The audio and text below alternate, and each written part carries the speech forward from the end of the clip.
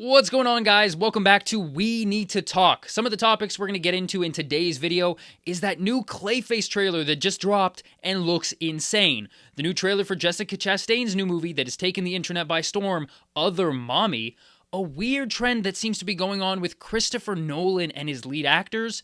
Some massive numbers coming out of Avengers Doomsday's trailer views and box office pre-sales, which give us a good idea of just how massive that film is going to be. Arrival is now on its 10-year anniversary, and I just watched the film for the first time.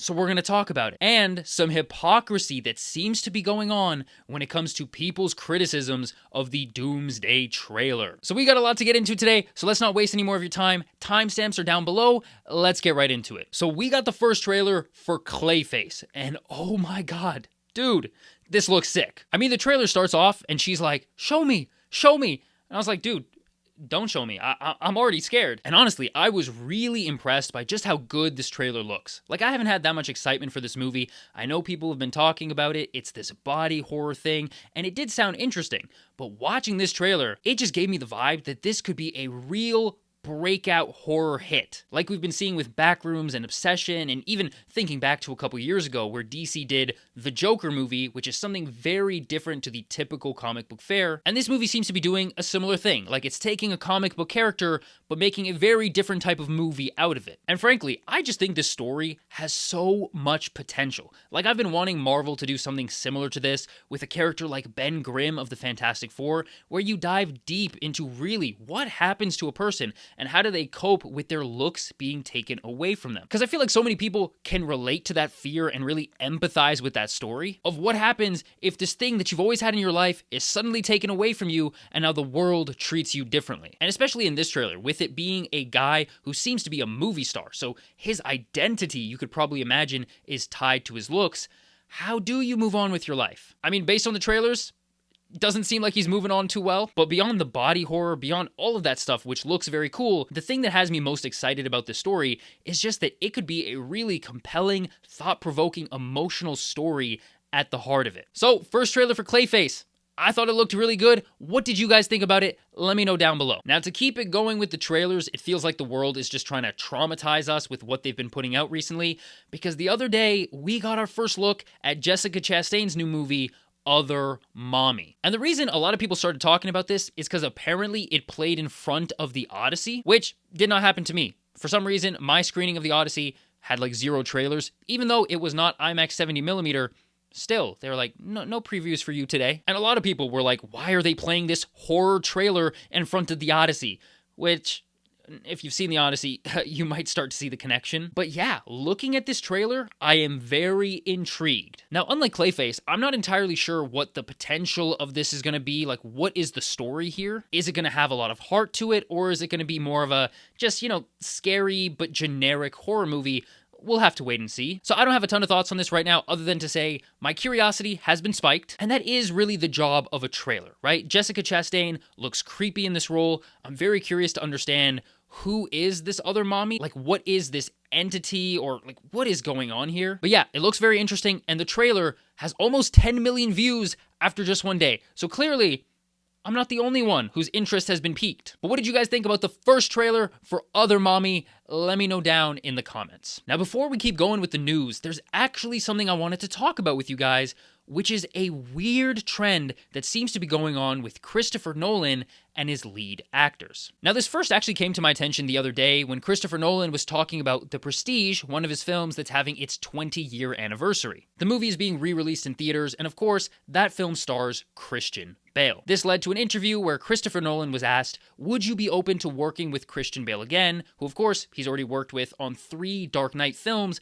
as well as The Prestige. And Christopher Nolan said, of course, I'd be open to it. He's one of the best actors of his generation. But what I thought was really interesting about this is it made me realize Christopher Nolan pretty much never works with any of his lead actors ever again. Like, if we go back through his entire filmography, his first major Hollywood film, Memento, had Guy Pearce in the lead role, and he's never worked with him since. His next film, Insomnia, had Robin Williams and Al Pacino. He never worked with them again. Then, when it came to his Batman films, he had Christian Bale in the lead role. Now, this one does have a little bit of an asterisk beside it because during the Batman trilogy, he did cast Christian Bale in another role in The Prestige. But still, ever since finishing with the Dark Knight movies, he's never worked with Christian Bale again. Hugh Jackman, who was the co-lead of The Prestige, never worked with Nolan again. Leo, who led Inception, never worked with Nolan again. McConaughey led Interstellar, never worked with him again. Now, even Dunkirk, which is more of an ensemble film, but even the people that you could classify as the leads of that film have never showed up in another Christopher Nolan movie. John David Washington led Tenet. He's not come back. And Cillian Murphy, after finally playing the lead role in one of Nolan's films with Oppenheimer, did not return for The Odyssey. And of course, it's only been one movie since that, so we'll have to see if that actually sticks. But it is a very interesting trend where it seems like if you're a supporting role in a Christopher Nolan movie, he will work with you again. Like someone like Cillian Murphy, like he was in the Christopher Nolan Development League for years and years until he finally got called up to be a lead role. And even someone like Matt Damon has worked with Nolan multiple times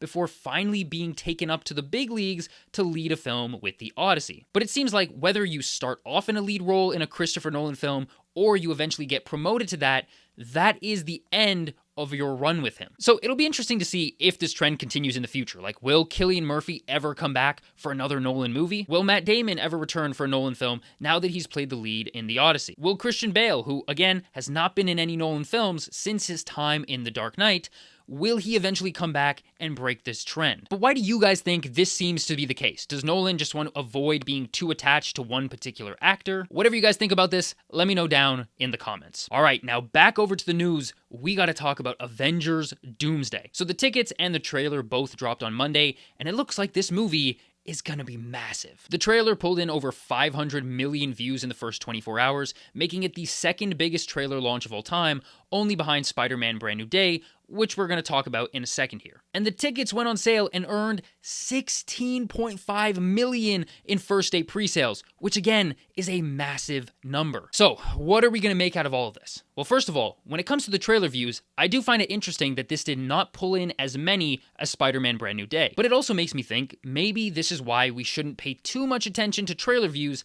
because a lot of people have been saying, oh, this might mean that Brand New Day will make more money than Avengers Doomsday. But personally, I don't really think that's the right way to look at it, because when it comes to something like trailer views, this is counting views from every single platform, every social media account, from every actor that posts the trailer on their social media accounts. So it's hard to make sure that these numbers are constant, that they're being posted the same amount of times.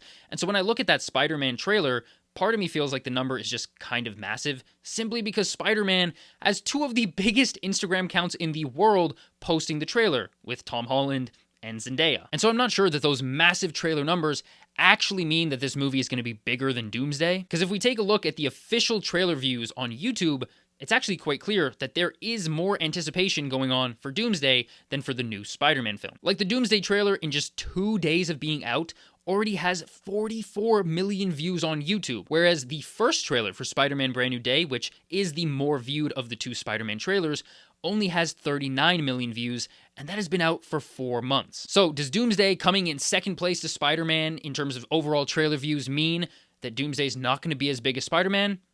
I would say not so fast. And as for the pre-sales, Doomsday did pull in 16.5 million in its first 24 hours, which, to give you some context, that is double of Deadpool and Wolverine's first 24-hour pre-sales. And while that might seem impressive to you on its own, it gets even crazier when you realize Deadpool and Wolverine put out tickets for everything, whereas Doomsday has only put out tickets for its premium format screenings, meaning there are significantly less showtimes available for Doomsday, and it still managed to double what Deadpool and Wolverine's first 24-hour sales were doing. And that film went on to make $1.3 billion. So, if there was any doubt in your mind about how big Avengers Doomsday is going to be, wrap it up. This film is making $2 billion. Now, moving on, we're going to talk about one more thing relating to the Doomsday trailer, but before we do that, I actually want to switch gears here to something a little bit different and talk to you guys about Arrival. Now, Arrival is celebrating its 10-year anniversary, and last night, I sat down and watched this film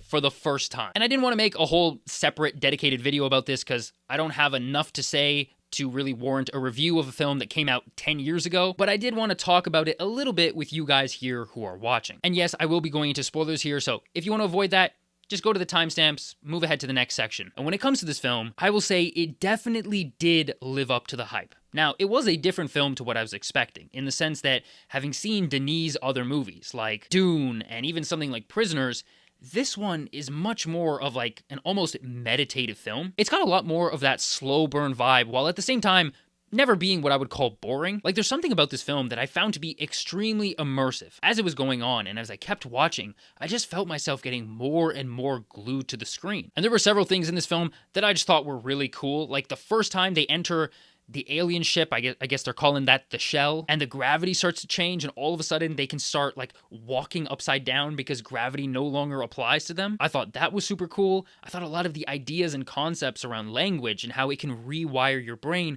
based on what language you speak and understand was also very interesting. And even the twist towards the end of the film really worked for me, where you find out, oh, her child and her husband that she's been seeing in this movie, they haven't even happened yet. And that's why that one scene where she's like, I finally realized why my husband left me. And Jeremy Renner's like, you had a husband? Like, I just thought that was hilarious. But at the same time, guys, I was also left with a feeling when the credits rolled of what ultimately was the point of the film. Like, don't get me wrong, I understood what happened at the end. She learns to view time in a non-linear way, the same way these heptapods view time, where it's kind of like all happening at once. And so she can see the future before it happens. And while I did think this was cool, again, I was kind of wondering, what was the point or the payoff of that whole thing in this film? Now, I guess one theory is that there is sort of a beautiful message here about even though she knows her marriage and her child's life will come to a very tragic ending, there's still some beauty to be found in everything that leads up to that point. That just because something ends in tragedy,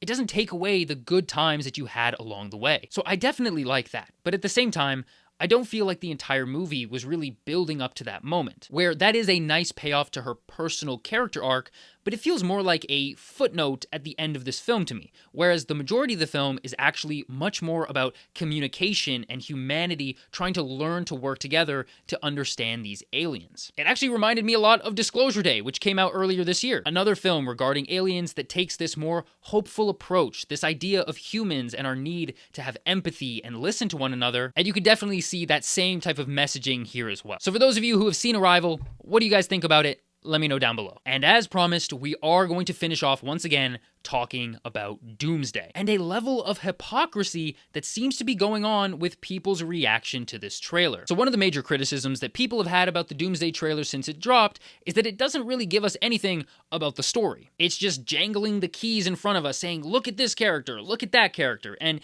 yeah, don't get me wrong, that is true. And a lot of people are wondering, what is really the plot here? But the thing that I'm finding a little bit hypocritical about this is people have been praising this exact same thing for another film's marketing.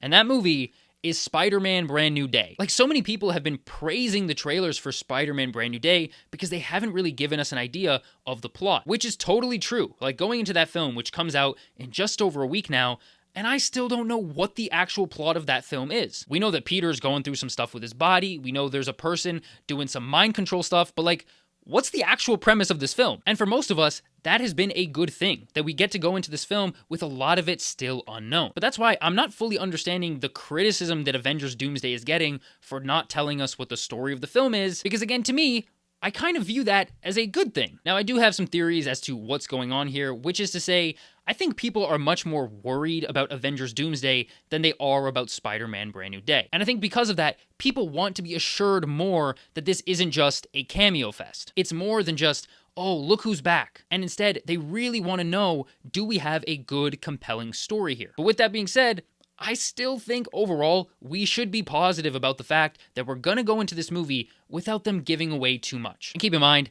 that might not even be true. This is just the first trailer. With the second trailer, maybe they'll give the whole movie away. Who knows? But alright guys, that kind of wraps up everything I wanted to cover on today's episode of We Need to Talk. If there's any topics I missed or you guys want to see me cover in future videos, just let me know down in the comments. As always, click somewhere on the screen to watch another video, and hopefully I will see you guys in the next one. Bye-bye.